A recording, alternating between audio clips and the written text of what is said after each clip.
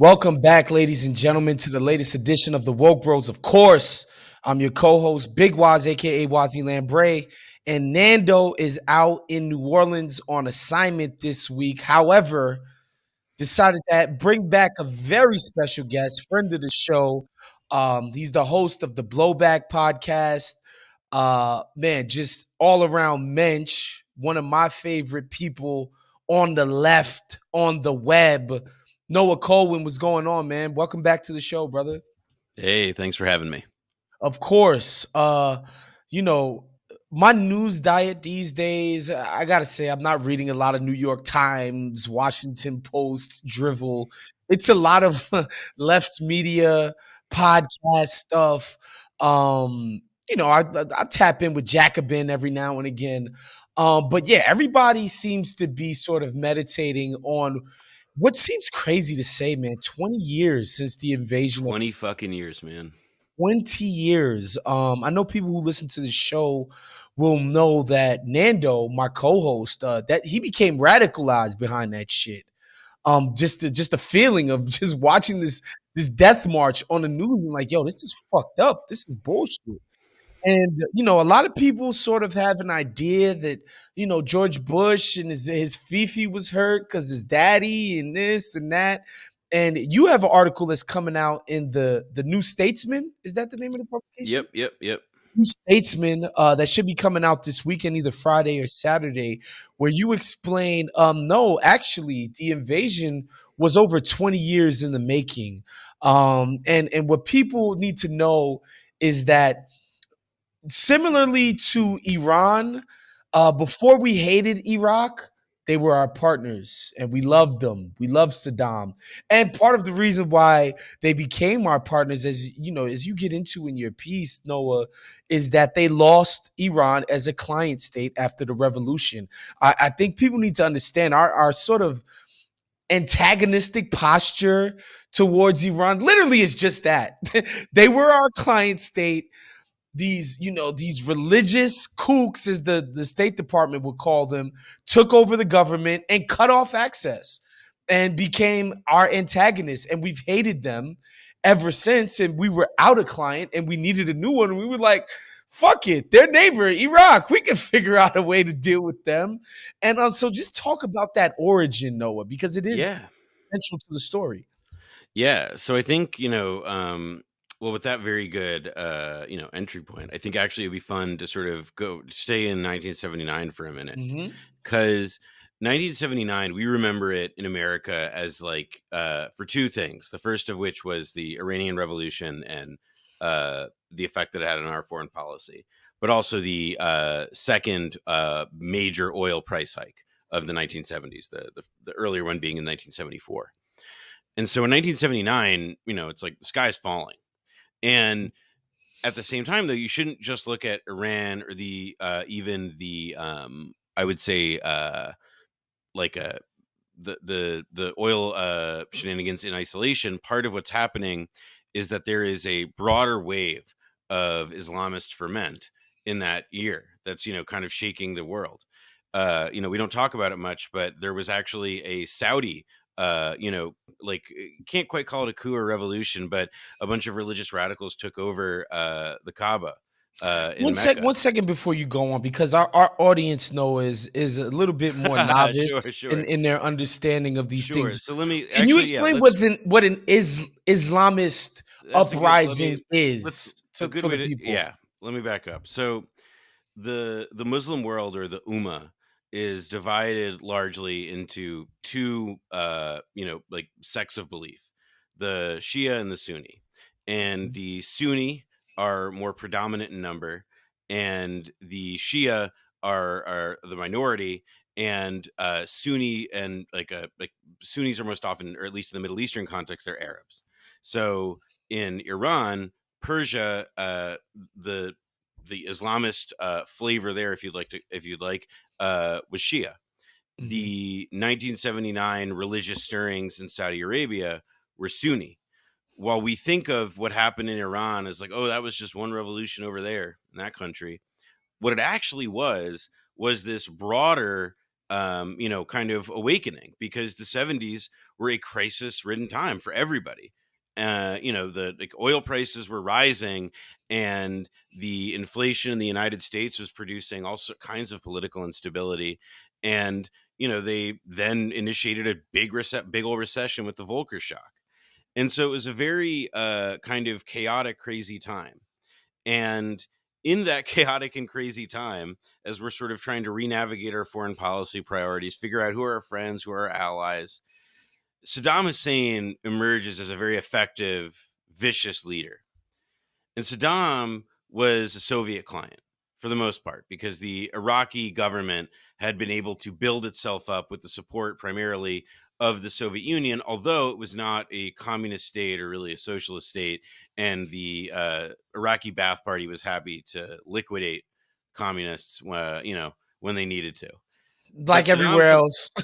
yeah, exactly. Comes into power, and Iraq and Iran, they're right next to each other, and there were tremendous disputes, historically, between these two countries over who gets to have access to Persian Gulf waterways and oil production rights, and so on. And Saddam is also thinking, well, listen, Saddam is a Sunni Arab, and he thinks, Iraq could be the big new player in the Middle East.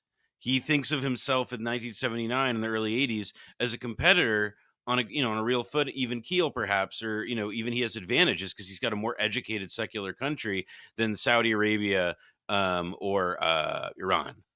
And so he launches this war. He goes to war with Iran in 1982, and it becomes the longest conventional war of the 20th century. Sorry, in 81, I believe. And it lasts till 88.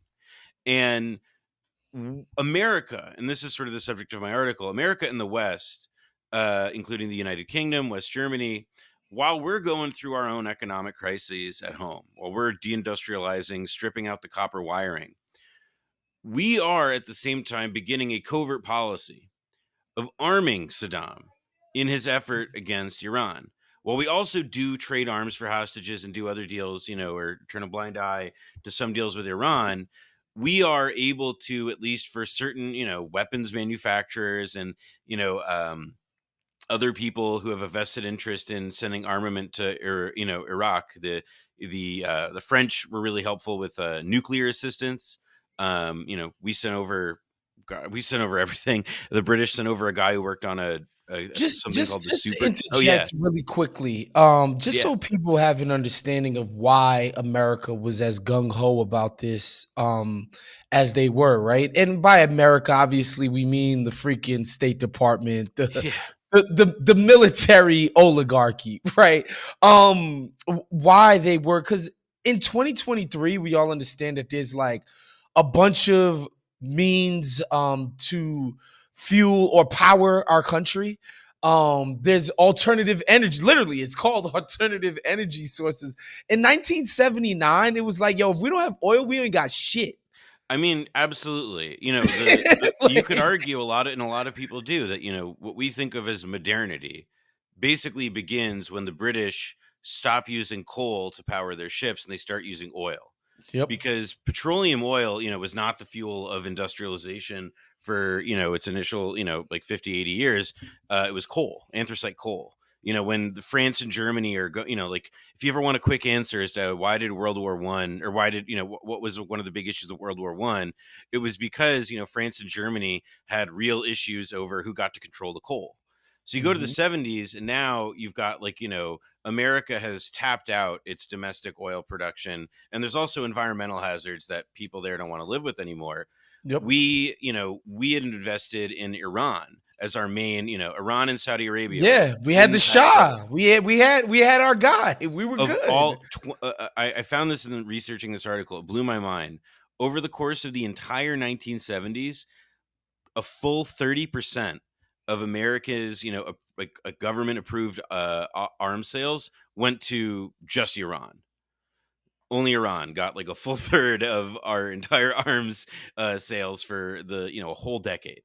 And that was just, that was part of this system called, dollar recycling, where, in during this time of horrible inflation, the value of the dollar and the value of American industry was to some extent preserved, and our trade deficit was, to some extent eased by the fact that, like, they were buying, like, oil barrels in dollar, or they were like dollars were becoming the currency with which these people were doing business for oil. And that's now the post Bretton Woods system, that people like, that's the world we live in now, that, Right. like, the But that dollar wasn't is always the sacred. case. It Right. was made, this is the trial by fire through which that happened. And Saddam in the 80s, during this time, our interest in him is really limited, because, like, in the long run, Saddam was never going to be able to be a friend of America's. Israel saw him as their number one enemy. Saudi Arabia saw him as their number one enemy, not Iran at that time.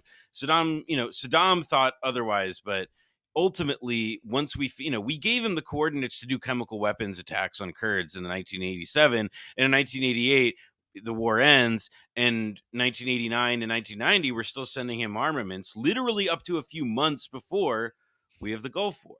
So part of my, like, my argument, and sort of what I want to try and get people to remember 20 years after the Iraq War, is to think a little bit about what happened in the 20 years before the Iraq War, Mm. because a huge amount of what is, I think a lot of people think of as, like, prehistory or stuff that's way in the past, when you begin to see that, like, actually there's, like, this story that leads right up to the Iraq War, you can sort of begin to see, oh, it wasn't a mistake.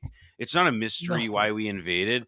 It's the conclusion of this policy that we had, where we created, this conflict, and we, waged, we once we disposed of Saddam for, like, doing as much damage against Iran as he could, and effectively making them, like weakening them from doing anything that America thought they could do, I guess, in that time and the years after.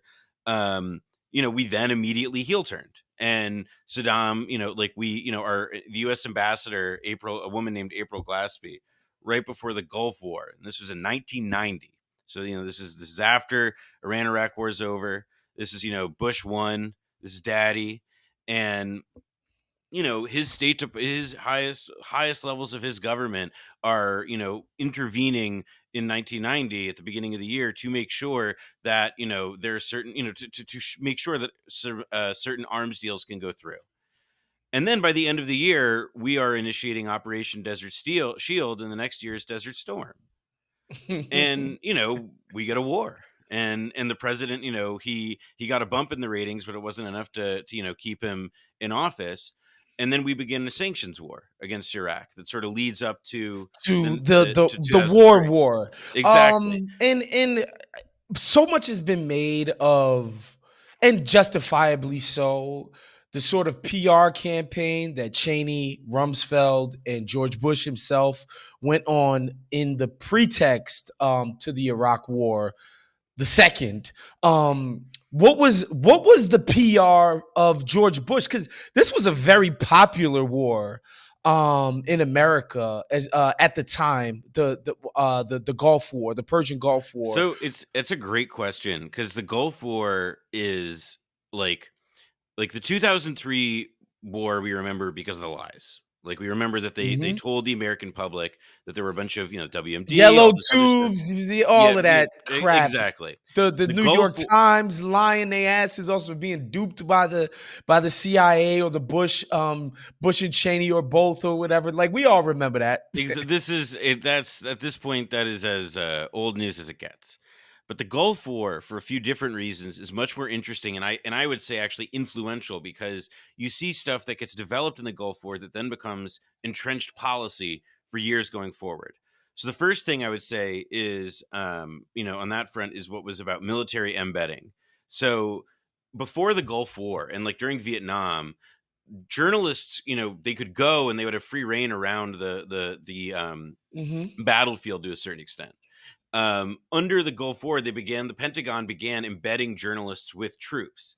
And so when people saw in Gulf War Desert Storm, and they saw war on TV, like during primetime hours, what they were seeing was, a bunch of, like, night vision goggles, effective explosions. And then when they saw stuff on the ground, it was from the perspective, a very manicured perspective from American GIs. It's, I think, very, like, these days, 30 years later, it's kind of hard to tell, well, what's culture and where's the which began one or the other. But like a lot of the images that I think we have of what a battlefield looks like come from this sort of an beginning of the Gulf War, just the experience of being on the ground with American troops and seeing them take engagements where they're blowing up Iraqi tanks by, they're seeing soldiers, I mean, it's a very, Americans got a hell of a show. And then the Yeah, second, and the importance of that is like you're watching this at home, and it's like, wow, look at what our military can do. This is just an awesome, excellent machine. Look at America. We can't be fucked with this. and You know, as opposed to, it's like a bad joke where it's like we're blowing up, like we blew up 3,000 tanks and over 3,000 tanks in the Gulf War. And we're, pretty much just a bunch of old Soviet tanks that have been supplied to Saddam. Well, great. Like, tanks right now are pretty useful in Ukraine, but like that's the first war that like we're dealing with. Like it's like we blew up an outmoded arsenal and patted ourselves in the back. And like, listen, we're rubes. I don't know if like, like I of couldn't tell you course, like about like like the actual particulars of a lot of this stuff or whatever. I'm sure like if I was just watching this on TV, I'd think it's a good time.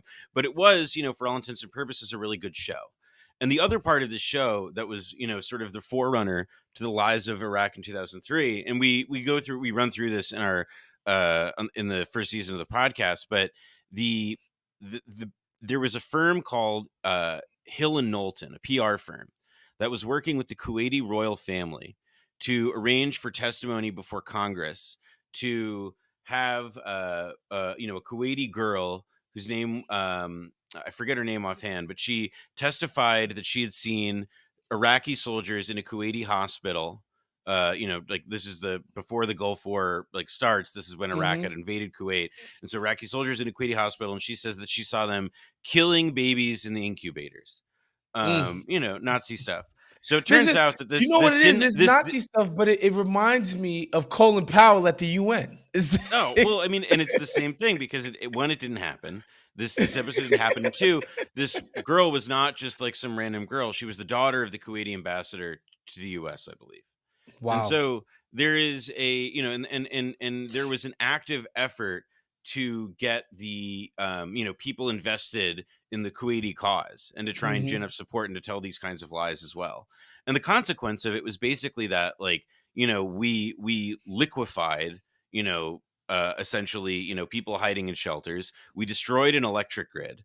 Which is, and this is another important thing. So like, just as like a slight aside, I think might be helpful context, right? Like America's military is premised not on like how good our soldiers fight, but on how good our bombing and missiles are. And in Vietnam, one of the big problems that we had was that we dropped as many bombs as we, could make, and it wasn't doing anything because Vietnam was like a forested rural society. It was not industrialized heavily. There wasn't stuff to blow up basically. That wasn't Iraq. Iraq was like, a country of like, like tons, millions and millions of educated people, doctors, lawyers, secular, like in a sense, it resembled something like Western society, and it had a working, it had a proletariat, it had industry, it had, it relied on an electric grid.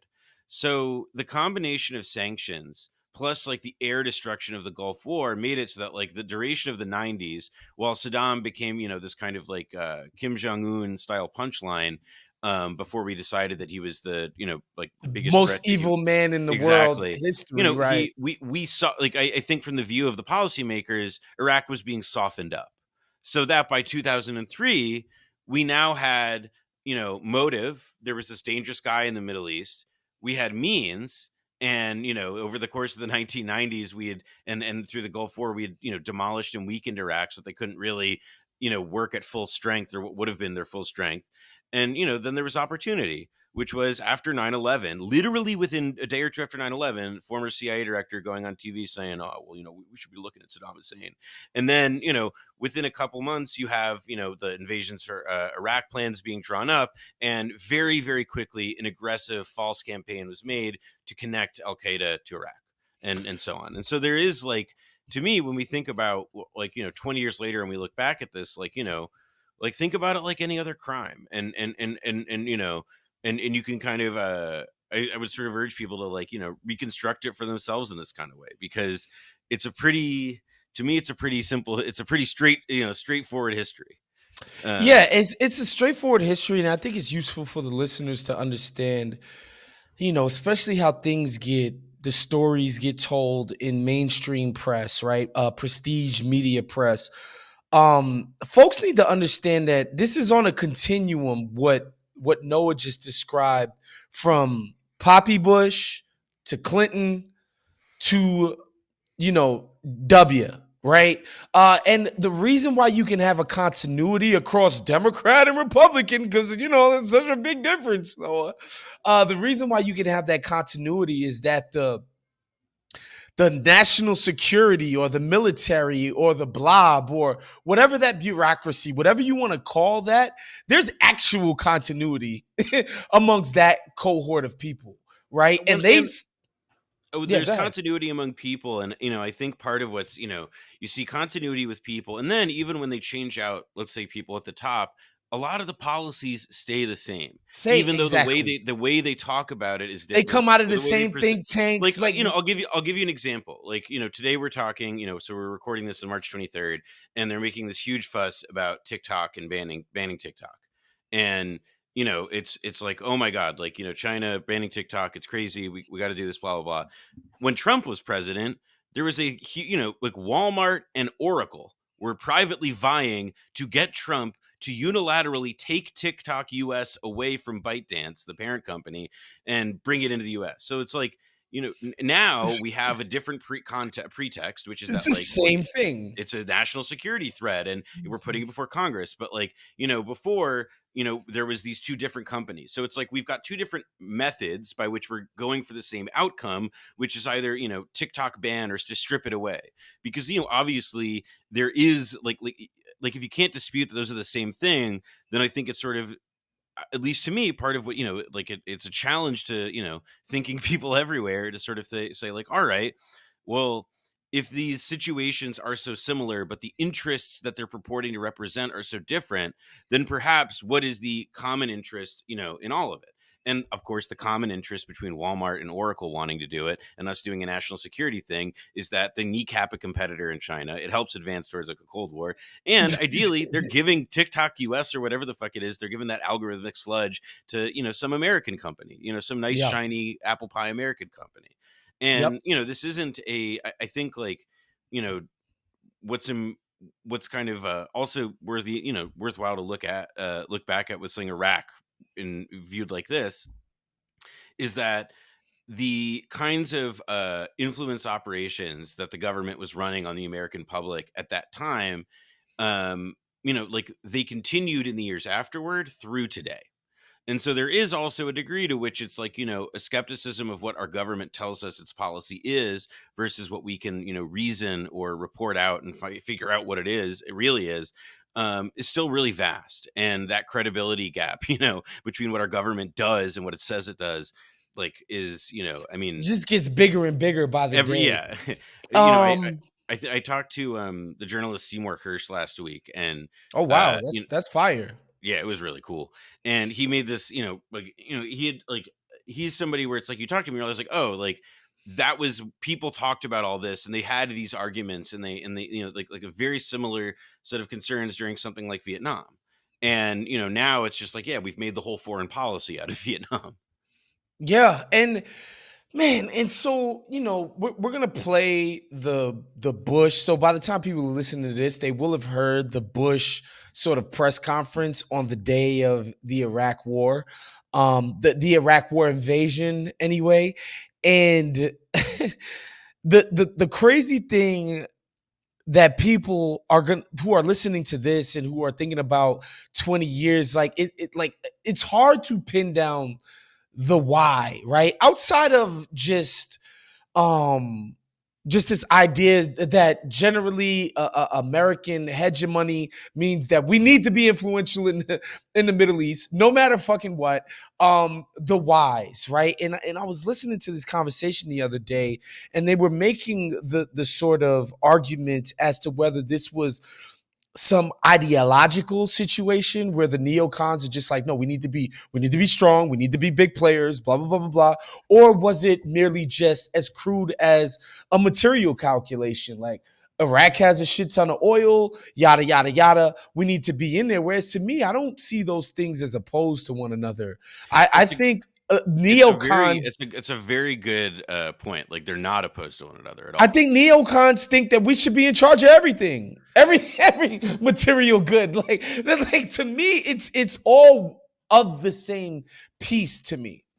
I think a good way to, it's I've just got Vietnam on the brain lately, I guess, but like the one of the things that like you saw there and that like neocons in the years after Vietnam would serve a similar purpose is that there's always room in the highest levels of American bureaucracy for very smart guys who can come up with lots of bad ideas very quickly that call for that are like the right bad ideas at the right time. So in Vietnam, like the guy who fits this archetype was a sort of proto neocon named Walt Rostow, and then who was considered like kind of like a kooky, like credulous, uh like but like zealous ideological guy by his colleagues. And then you have this group who will later be the dark princes who do the Iraq war in 2003, who were part of something in the 70s called Team B. And Team B was basically this group of people who came together in the Pentagon because the CIA had been estimating what the Soviets' missiles and military strength was, and the all and all Estimating the wrong, by the way. yeah, and Just so, all the Cold Warriors said those are too low. So we need our own numbers. We need our okay, own numbers. So the gotcha. Team B people had to end up going, and so they basically made up their own numbers. And this is Paul Wolfowitz, Richard Pearl. These are Mm. guys who will go on to be influential in sort of architecting and sculpting the Iraq War in 2003. And so, those guys are ideologically motivated. However, a lot of them also serve on corporate boards that benefited directly from, like there's a whole bunch of different sort of competing interests that go with what happens when, your government, like when your government aligns against a country. And you like you basically, and you put a target and we put an American target on a foreign government, there becomes a lot of incentive to go back to that country to make them the object of your policy. And so in this case, like these guys, they were ideologically motivated. They certainly materially motivated in the circumstances. And again, I referenced this earlier, but like they had an opportunity.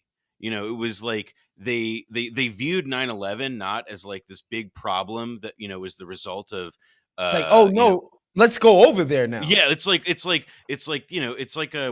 Rod Blagojevich said about like that Senate seat that he wanted to get. He's like, this thing is fucking golden, and I don't want to waste it. Like that was how like that's how they viewed it, I think. And then because the reality of it is also that like there's a big mistake that people make about saying that the like oh we did it for oil, but we or people who say we did it for oil, like we didn't take over it, we didn't do all this stuff, and they keep talking about what we didn't do. And that is important to note, because what we didn't do, what Iraq didn't do was continue to be an effective competitive like threat to on world oil markets. It was not in Iraq's oil production, by the way. Iraq had the deepest, largest proven reserves of any of the I believe of any of the countries in the Persian Gulf at that time, but I could be wrong, but I'm pretty sure I'm not. And there's like a way in which it's, again, like you can, it's, I mean, this is what part of like what makes like stuff like this so crazy and interesting, though, and like huge policy, right, is that like you can look at something as big as the Iraq War, or even like Waco, or I don't know, Ted Bundy, whatever. But you like anything that like is a big, crazy, cataclysmic event, even of any size, and you can identify all these different, complicated factors that, like, taken together, are what produce the story of what actually happened. Yeah, and I think another one of those biggest stories, and related to what I just asked you, when people, I gotta laugh when people say that, it wasn't necessarily about the oil and taking it over, even though we brokered deals for Exxon and all these other motherfuckers to get their piece. This war invented the fucking wartime grift, like in a major way, in the way that they privatized the war, where private American companies got contracts from the government to erect infrastructure, to pay for soldiers, to pay for this, to pay for that. We're talking about in the trillions of dollars. Like, people I mean, need to. I would say a good point of comparison, in the way that American media today talks about Wagner Group in Ukraine, this Russian mercenary like organization, like that's Blackwater. That was DynCorp. That was a lot of these, it's Halliburton, companies that provided everything from making serving like shitty scrambled eggs on styrofoam Yep. plates to GIs to literally like mowing down civilians with machine gun, like Every single part of the war effort was managed by a private actor, which like for folks to understand, trillions of tax dollars poured into this effort so that private citizens could get paid. the Their way their we're firms could get paid. and And part people of what gotta when you understand think that about those wealth dollars transfer. when you think about those dollar amounts too, it's like, what was that supposed to be going toward? In a lot of cases, it was supposed to be going toward, reconstruction, like a big phrase in the 2000s, like a Oh my big like God, meme in the rebuild Iraq. media that people argued about with Afghanistan and Iraq was like, we're not here to do nation building. And what that ended up meaning was that, like, it's like, all right, yeah, we're not doing it because we've chosen not to do it. So like, we appropriate too little aid for those development efforts, and that which we do is really corrupt. And then because we don't actually have like a plan to develop these institutions in the long run, we end up creating all, like, it was basically relying on, because it goes back to like a perfect storm. On the morning of September 11th, Donald Rumsfeld, I believe it was that morning. It may have been the day before, but they broadcasted on the morning from the day before, in which, like, Donald Rumsfeld has declared war on the Pentagon bureaucracy, and he says, and apparently the Joint Chiefs, fought, slap back at him, and he said, how can the Pentagon be attacking me? Like, can somebody just attack the Pentagon? Literally on 9/11, crazy coincidence. But he's, like, the point being that he was, when Bush came into office, the idea was that they were going to cut down like Pentagon bloat and bureaucracy, etc. And private contractors, both on an ideological level, because these are all free market guys, satisfied something. On an enrichment level, because a lot of them had stakes in these companies, Dick Cheney, cough, cough, they, Bruh, just as an aside, it doesn't get said enough, but like his tax return like what he filed for in taxes was something I forget, man. It's between 10 and $20 million the first year of that war. he Something had, like his taxes were nuts. He is nutty taxes. Colin Powell also has like he had pretty crazy this taxes. isn't even a secret. This is just like public, not like this guy filed the taxes, like what he made off of the war, Well, just what wait he till your listeners declared. find out that George W. Bush started a company with Osama bin Laden's brother. Like, it's all. I mean, I think that with this stuff, it's also, though, like, that privatization. It's, some of it is analogous to what has already been going on with all sorts of, everything from, like, the private companies that administer the messaging services for people in prison, to the, like, privatization of school lunch, whatever it is. Like, this is, the Pentagon is the largest part of the American government. It stands to reason that there's some privatization. What Naomi Klein and the shock doctrine and others have argued is that a wartime mobilization, even a limited one, as in the case of Iraq, as opposed to like a total war mobilization like in World War II, even a limited one, you can suspend the rules. You can do things that you otherwise wouldn't be able to do, whether it's in Iraq or in the case of, like, meaning that they were, like, they put like a 24-year-old in charge of the Baghdad stock market, like, or they, like some ex-McKinsey consultant or something, or they, will try and do things here. And a lot of what that is here is, you will see, I mean, these are like, when money goes to defense contractors and money goes to private military companies, PMCs and stuff, like, that's money that's not going to other parts of the economy that actually are Dude, productive. Like, I this just goes mean, to bullshit, this is killing people. it's just and it's literally, like, people don't think of it this way because they think of a war, they think of the military, that it's an arm of the government. But when you privatize the shit out of this war, it's literally our money going to these Well, companies. and part of it is also, it's like a whole ecosystem, right? So here's a fun game that I like doing. Find a general or a high level ranking Pentagon or defense official who has left the White House administration or left it with government in the last few years and see where they end up. So, like, my favorite I did this once with John Kelly. He's on the board of, a gigantic defense contractor, guy who's Trump's chief of staff, former head of the Marines. You could find every single one of these generals, like, they need a place to land. And those places that they land need people to make sure they continue getting contracts. And this is a tale as old as time. And I think that, there's, with Iraq, it shouldn't be overstated too much, because I think that there were other more geopolitical influences that ultimately, like, made it such an appealing target for invasion. The way in which that war was conducted, I mean, we saw it over a Well, I would longer never scale. say that it was the grift was the point. I think the 20 years though, it's hard to argue with, like, that the grift wasn't the point when you think about how long we stayed there and Well, in just Iraq, I mean, it was partly continued it. because we in Afghanistan, I think that that's especially true, where it's like we created a, like Afghanistan is a country of 40 million people.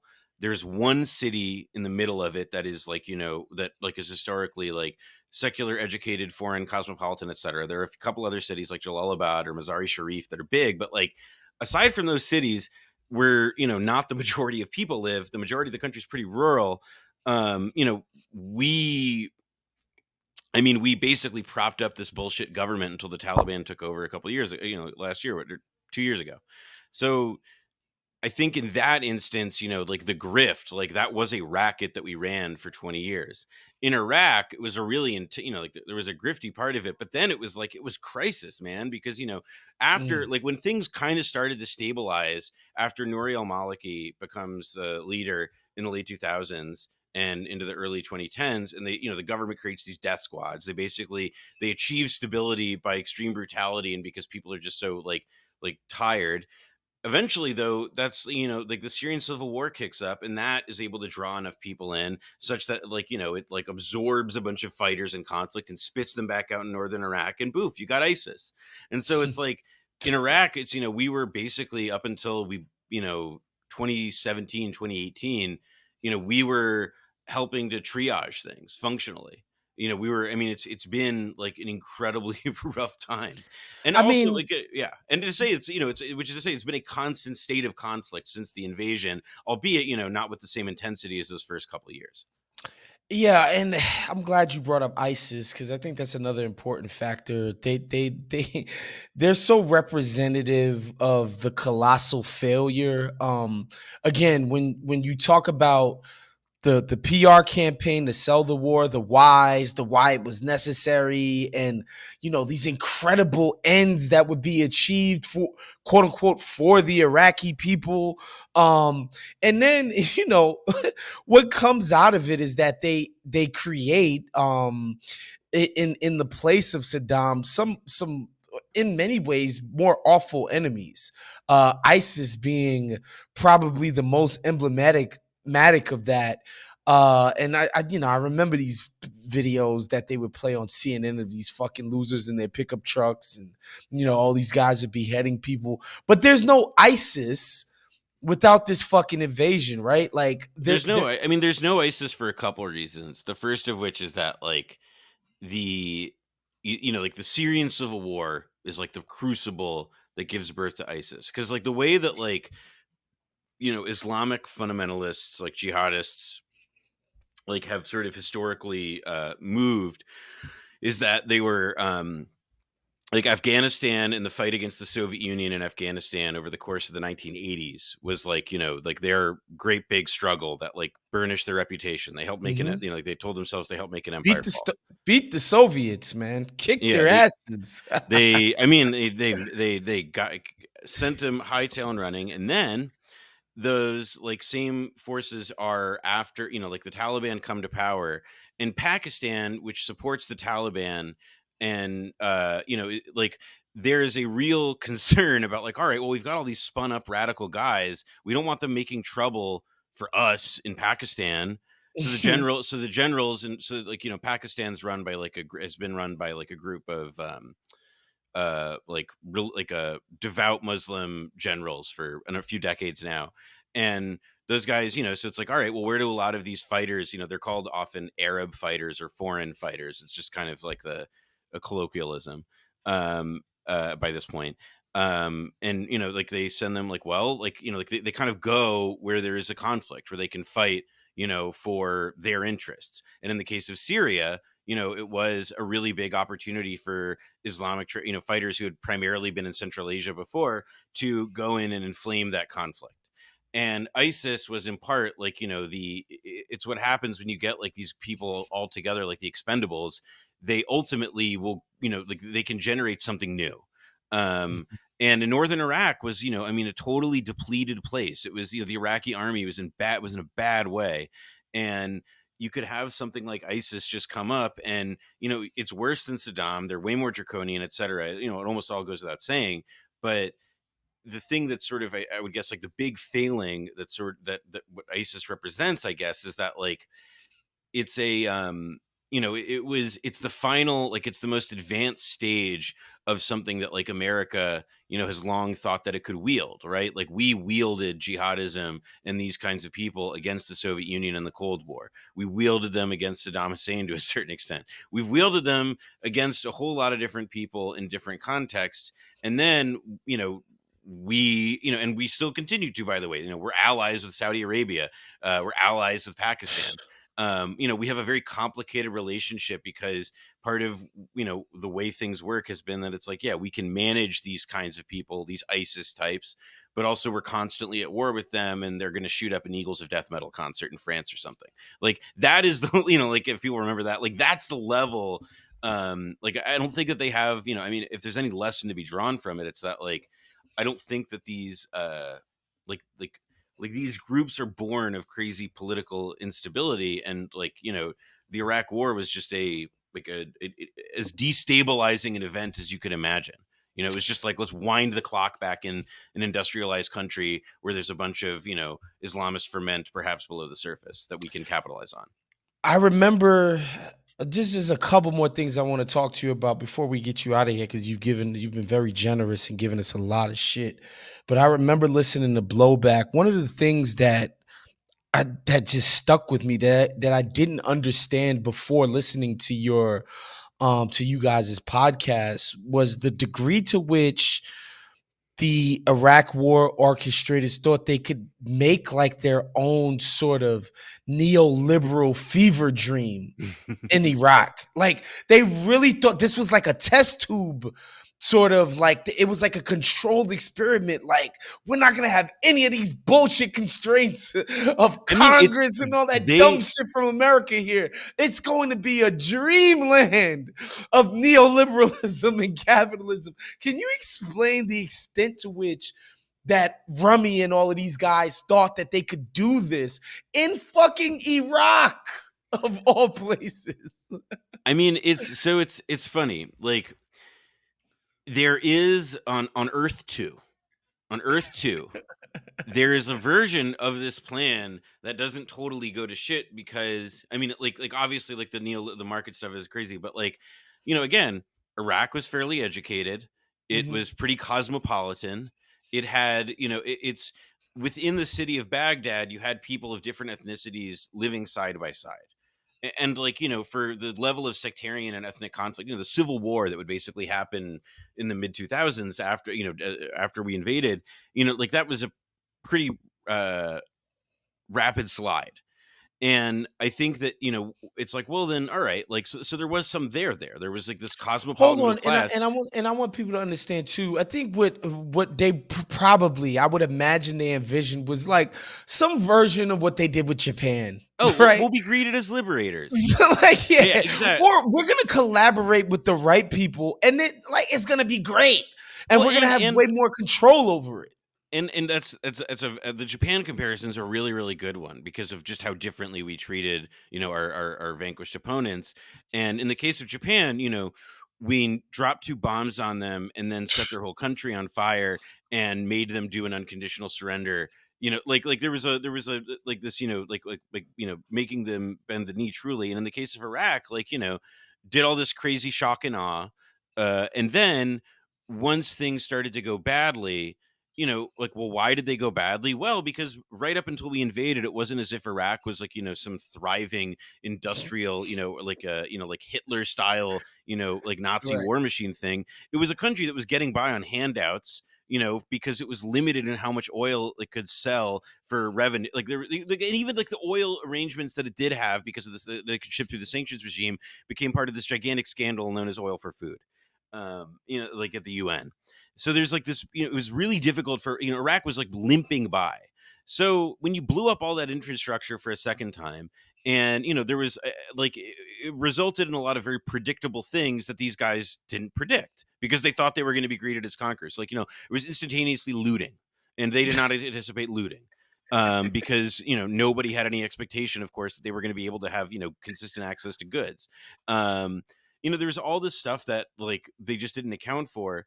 But I think that their idea that they could just impose this vision and everything was really like, I mean, I'm not sure we're ever, it's, I was thinking about this today before I got on, like, that's a kind of arrogance that, is kind of frightening and scary, because it's like, like, it just makes you wonder, like, do the people who lead our government now have that same kind of like arrogance and hubris about the way that they're conducting policy, with whatever or wherever it may be?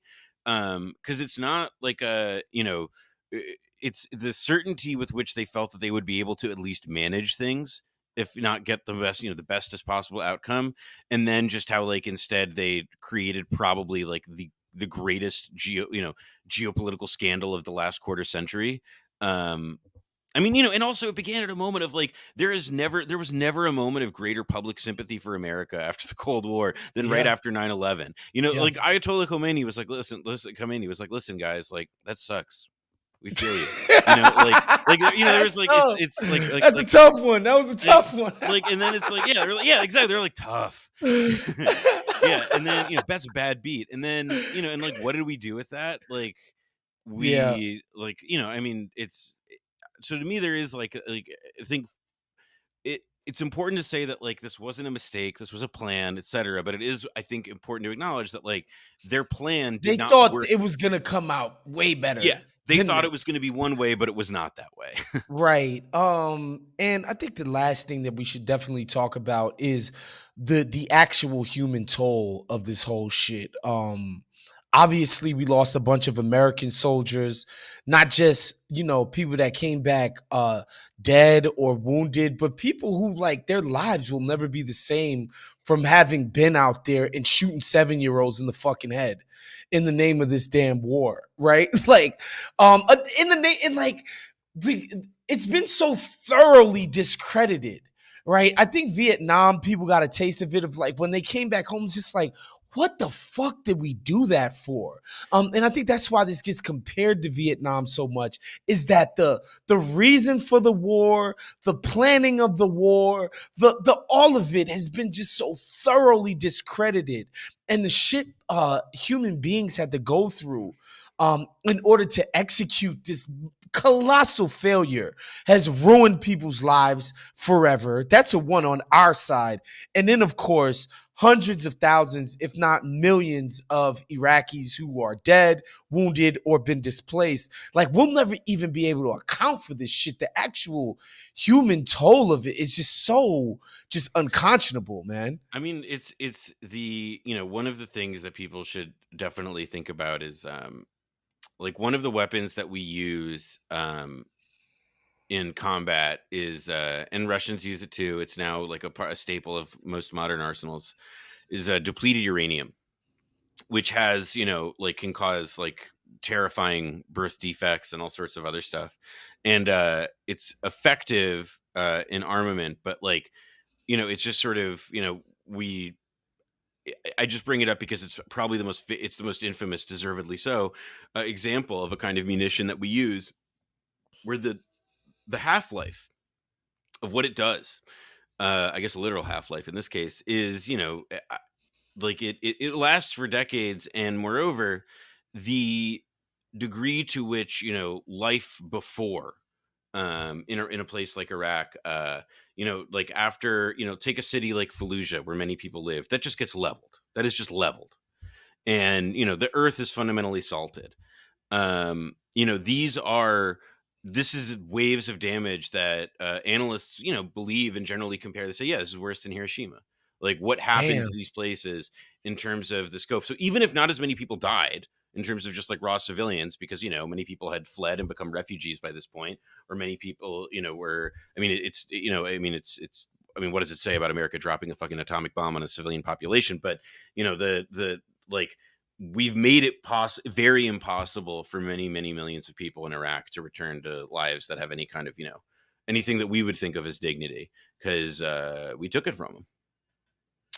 Man, that is crazy. And what I will say about all of that, everything that we just talked about for the last hour or so, is if there is even a sliver of a silver lining to come out of all of this, is that Americans are as war weary as they've ever been, dude. Like, everybody has the sense and understanding that we're not good at this shit.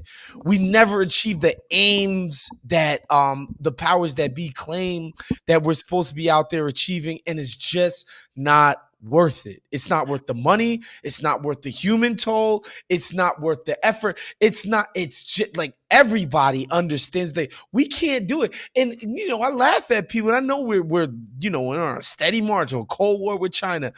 And I just tell people, I'm just like, yo, bruh, we were in Afghanistan for 20 years. The Taliban took that shit in 72 hours after we got up and left. The government that we spent 20 years propping up fell in 72 hours to the Taliban, not the Chinese Communist Party, right? Like, not this like other superpower, the fucking Taliban. We cannot win any war. If we tried to invade Iran, me and Nando talk about this. They've done war games about, like, what if we Oh tried to. yeah, no. The only way that we win those war games is if they cheat. Like, and that's a common, like, this. They do it all the time. I mean, I do think, and this is probably like a good thing to go out on, is that, like, the war weariness is like not something that should be taken for granted, because Not at there all. are, like, historically, for example, like uh like Nazi Germany sort of arose out of this situation where a lot of young Germans actually felt that, like, they needed to go to war Mhm. to avenge the honor of the generation that had previously, failed. And there were a lot of artists, and the German novelist Ernst Junger is sort of famous for illustrating the, like, like the lamenting the death of that kind of macho stuff from that period. And I think here it's like, yeah, I think Americans, after the experience of the Cold War, are largely, and we don't really talk about it, but, like, in our own sort of way, like, pretty traumatized. And there's not a situation in which, like, you can convince Americans en masse that they got to sign up and go to war. Fuck no. It's like, I mean, it's like Al Pacino in Cuba in Godfather Part 2. He sees the Cuban jump on the grenade and he knows they want it more, You can't so beat they'll that. win. And You you can't beat cannot that. beat that. You cannot beat that. America, Russia, China, I don't care who, you cannot beat that attitude and that feeling. Like, some dude who was just, who was at Dairy Queen 3 weeks ago enjoying a blizzard. He's just not gonna fucking be able to beat these people who literally are fighting for their lives, I their mean, their and who've, like, everything. grown up, like, in many cases, like, their conception of the world is that this struggle is like what, and this isn't Is like in a what way they of, live to do. exactly, and Yeah. it's not just like a religious thing. It's just like, like, they were born into it in the way that I was born in an air conditioned room, you Yep. know. Yep. Um, yeah. Well, thanks for having me on, man. Of course, man. This was incredible.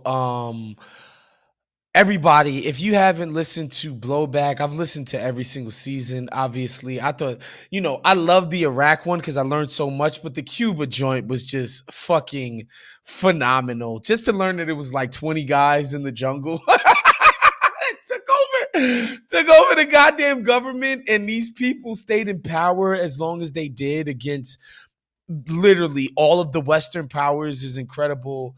The Korean War joint, which in many ways is the forgotten war. It was the first one that we took a big fat L in after World War II, Absolutely. And and then we this some summer, we have a new season coming out, okay. Talk to Afghanistan. us about it. So Afghanistan, beautiful. So it'll Yeah. be we've already Brendan, my co-host, at deep_beige on Twitter. He's already dropped one teaser trailer. We'll be having more details on that later.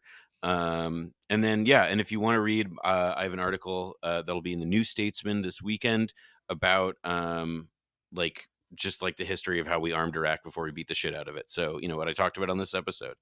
And if you like my stuff, you can follow me on Twitter, where I am pretty much always present at NKULW. Noah, my brother, man, thank you so much for coming on today, man. We'll see you guys next week. Peace.